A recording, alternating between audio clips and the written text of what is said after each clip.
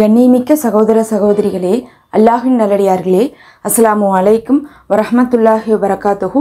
அல்ஹம்துலில்லாஹ். அல்லாஹும்ம ஸல்லி அலா முஹம்மதின் வஅலா அலி முஹம்மதின் வபாரிக் வஸல்லிம். இன்றைக்கி நம்ம பார்த்திங்கன்னா சிறப்புமிக்க ஜும்மாவுடைய நாளில் இருக்கிறோம். இந்த நாளில் அல்லாஹுவை திருப்திப்படுத்தக்கூடிய இபாதத்துகளை நம்ம செய்யணும். ஏன்னா வாரத்திலேயே வைத்து சிறந்த நாளாக இது இருக்குது. எப்போதுமே நம்ம அமல் செய்யக்கூடியவர்களாக இருந்தாலும் ஜும்மா நாளில் இன்னும் அதிகரித்து அமல்களை நம்ம செய்வது நம்மளுடைய கடமையாக இருக்குது. நபி ஸல்லல்லாஹு அலைஹி வஸல்லம் அவர்கள் ஜும்மா நாள் வந்தால் அமல்களை கொண்டு ஜும்மாவை அலங்கரிங்கன்னு சொல்லியிருக்காங்க.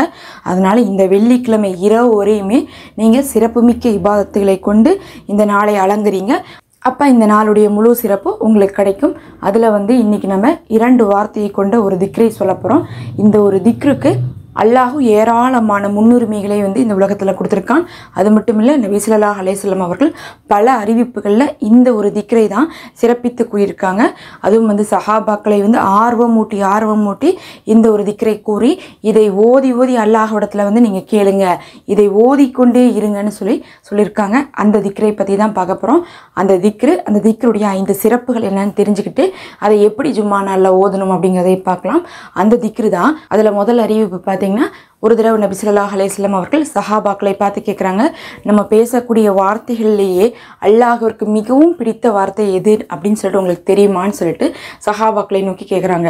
அப்போ சஹாபாக்களுக்கெல்லாம் தெரியல.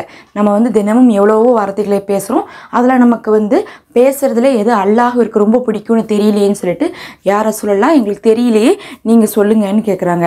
அப்படி ஆர்வமூட்டுறாங்க. நபி அவர்கள் நாடி இருந்தால் எப்படி சொல்லியிருக்கலான்னா, இதுதான் அல்லாஹ்விற்கு ரொம்ப பிடிச்ச வார்த்தை, இதை ஓதிக்குங்க அப்படின்னு சொல்லியிருக்கலாம். ஆனால் அப்படி சொல்லலை. உங்களுக்கு தெரியுமா அப்படின்னு கேட்டு அவங்க அதுக்கப்புறம் யோசிச்சுட்டு, தெரியலையே சொல்லுங்க, அது என்னவா இருக்குன்னு சொல்லிட்டு ஆர்வமாக கேட்குறாங்க. அப்படி கேட்கும்போது நபி ஸல்லல்லாஹு அலைஹி வஸல்லம் அவர்கள் சுப்ஹானல்லாஹி வ பிஹம்திஹி அப்படின்னாங்க.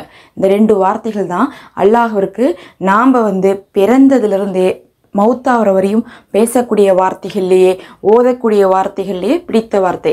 அப்போ நம்ம வாயிலேருந்து ஒரு வார்த்தை வருது, அந்த வார்த்தை அல்லாஹ்விற்கு பிடிக்கணும், அது சுப்ஹானல்லாஹி வ பிஹம்திஹி தான் அப்படின்னு இருக்காங்க. அப்படின்னா நம்மளுடைய ஆயுள் காலத்தில் இந்த வார்த்தையை நம்ம எவ்வளோ தூரம் உச்சரிச்சிருக்கணும் அப்படிங்கிறத நீங்களே யோசிச்சுக்கோங்க. நீங்கள் சும்மா இருக்கக்கூடிய நேரத்தில் கூட எல்லா நாட்கள்லையுமே இந்த ஒரு வார்த்தையை ஓதிக்கொண்டே இருக்கலாம். இதுக்கு தொழுகையோ ஒழுவோ நேரம் காலமோ அவசியம் இல்லை. நம்ம தொழுகை இல்லாதவங்க கூட ஓதலாம், ஒழு இல்லாத போய் ஓதலாம். நம்ம நேரம் காலம்லாம் பார்க்க தேவையில்லை, எந்த நேரத்தில் வேணால் இந்த வார்த்தையை ஓதலாம். இதை ஓத அல்லாஹ்விற்கு ரொம்ப பிடிக்கும்னு அர்த்தம். 2வது, இதனுடைய சிறப்பாக நபி அவர்கள் சொல்கிறாங்க, நம்ம சொல்லக்கூடிய வார்த்தைகள்லேயே 2 வார்த்தைகள் நாக்குக்கு ரொம்ப ஈஸி, ஆனால் பார்த்திங்கன்னா மீஜான் தராசில் ரொம்ப கனமானதுன்னாங்க. அது என்ன வார்த்தைனா, அதுவும் இந்த வார்த்தை தான். அப்போ இந்த 2 வார்த்தையை நம்ம சொல்கிறது நமக்கு ரொம்ப ஈஸியாக இருக்குது சொல்கிறதுக்கு. யார் வேணால் சொல்லிடலாம், ஓத தெரியாதவங்க கூட சொல்லிடலாம், குழந்தைகள் கூட சொல்லிடலாம்.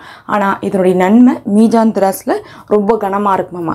மறுமை நாளில் மீஜான் தராசில் தான் நம்மளுடைய நன்மைகளை அல்லாஹ் நிறுத்தி நற்கூலி கொடுப்பான். அப்போ அதில் இது ரொம்ப கனமாக இருக்குன்னா இது எவ்வளோ சிறப்பானதுன்னு சொல்லிட்டு தெரிஞ்சுக்கோங்க. 3வது சிறப்பாக, இதை நாம் மட்டும் ஓதுறது கிடையாது, அல்லாஹுடைய அனைத்து படைப்பினங்களும் ஓதுது. அனைத்து படைப்பினங்கள்னால் என்னது?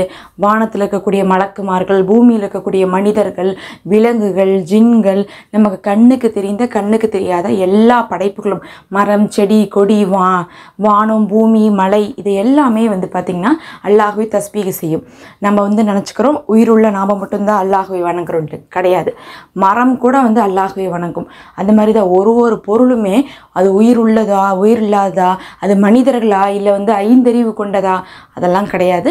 அல்லாஹுடைய எல்லா படைப்புகளும் அல்லாஹுவை வணங்கும். அந்த வணங்கக்கூடிய வார்த்தை இந்த வார்த்தை தான் அப்படின்னு இருக்காங்க. அப்போ நம்மளை தவிர எல்லா படைப்புகளும் அதிகமாக இந்த வார்த்தையை தான் ஓதிக்கொண்டிருக்குன்னா, நாம் இதை ஓதி அல்லாஹ்விடத்தில் கேட்பது எல்லா தேவைக்கும் போதுமானதாக இருக்கும். அப்படி ஒரு சிறப்பு இருக்குது. கடைசியாக இன்னொரு சிறப்பு சொல்லணும்னா, இதை ஒருவர் ஓதிட்டா கடல் நுரையளவு பாவங்கள் செய்தாலும் மன்னிக்கப்படும்னு சொல்லப்படுது. இப்போ நம்மள்ட்ட யாராவது ஒரு விஷயத்த சொல்கிறாங்க, அது நமக்கு ரொம்ப பிடிக்குன்னா அது இப்போ என்ன நடப்போம், நம்ம அவங்களுக்கு பதிலுக்கு எதையாவது ஒன்று நம்ம ஃபேவராக செய்வோம். எனக்கு பிடிச்சது நீங்கள் சொன்னால் உங்களை எனக்கும் பிடிக்கும். அப்போ உங்களுடைய தப்பெல்லாம் எனக்கு பெருசாக தெரியாது. அதனால் நாம் இந்த வார்த்தையை சொல்லும் போது அல்லாஹ்வுக்கு நம்மளை பிடிக்கும், நம்ம செய்யக்கூடிய தப்புகள் எல்லாம் மன்னிக்கப்படும். கடல் நுரையளவு அப்படின்னு சொல்லப்படுவதற்கு காரணமே என்னென்னா, யாராலையும் கடல் நுரையளவுக்கு பாவங்கள் செய்ய முடியாது. அப்போ அந்த அளவுக்கு பாவங்களே கூட செய்ய முடியாதுன்னா இருக்கக்கூடிய எல்லா பாவங்களுமே மன்னிக்கப்படும், அது எதுவுமே இல்லாமல் அழிக்கப்படும்னு சொல்லி உணர்த்துவதற்காகத்தான் கடல் நுரையளவுக்குன்னு சொல்லிட்டு சொல்லப்படுது. அப்போ எல்லா பாவங்கள் மன்னிக்கப்படுது, அல்லாஹ்விற்கு பிடிக்குது, எல்லா உயிரினங்களும் செய்து இன்னும் மீஜான் தராசில் கனமாக இருக்குது. இதை கூறி எதை கேட்டாலும் அல்லாஹ் கொடுக்குறான்னா இந்த ஒரு வார்த்தையை இந்த சிறப்பு மிகுந்த நாளில் நீங்கள் அதிகமாக ஓதுங்க. நபி அவர்கள் காலை மாலையில் 100 முறை ஓதியிருக்காங்கன்னு ஒரு அறிவிப்பில் வருது, ஒரு அறிவிப்பில் 100 முறை ஓதியிருக்காங்க ஒரு நாளைக்குன்னு ஒரு அறிவிப்பில் வருது. அதனால் நீங்கள் ஜும்மாவுடைய நாள்லாம் ரொம்ப சிறப்புக்குரிய நாள். அதுலேயும் ஜும்மாவுக்கு முன்னாடி, ஜும்மாவுக்கு பின்னாடி, அசுருக்கு பின்னாடி, அதே மாதிரி பார்த்தீங்கன்னா இரவு படுக்கும்போது இந்த நேரங்கள்லாம் நீங்கள் என்ன பண்ணுங்கள், இந்த ஒரு திக்ரை அதிகமான எண்ணிக்கையில் ஓதுங்க. 100 முறை அப்படிங்கிறது பார்த்தீங்கன்னா அறிவிப்புகளில் காணப்பட்டாலும் அல்லாஹ் உங்களுடைய அமல்களையும் என்னுடைய அமல்களையும் ஏற்றுக்கொள்வானாக. ஆமீன். அஸ்ஸலாமு அலைக்கும். மறக்காமல் சப்ஸ்கிரைப் பண்ணிக்கோங்க.